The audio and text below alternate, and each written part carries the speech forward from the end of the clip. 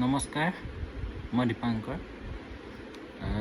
বন্ধু বান্ধৱীসকল, এতিয়া ৰাতিৰ সময় হৈছে 11টা আৰু মই ব্যস্ত, গম পাইছে আৰু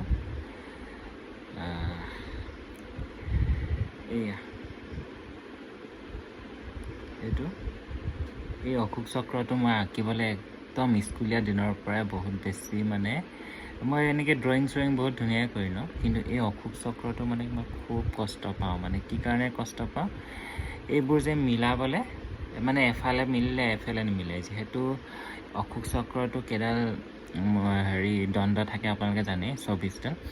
তো তেনেকুৱা সেই দণ্ডকেইডাল মিলাবলৈ একদম জাহা তাহা আঁকি দিলেওতো নহ'ব, অকণমান দেখাত ধুনীয়া দেখিব লাগিব, হয়নে? এনেই জাহা তাহা মই আঁকিব পাৰিম 24ডাল, কিন্তু একদম ভালকৈ কামটো কৰিলেহে মোৰ সুখ লাগে। তো এইটো প্ৰলেপ দি আছে, একদম 2-3বাৰ মুচিলোৱে এতিয়ালৈকে।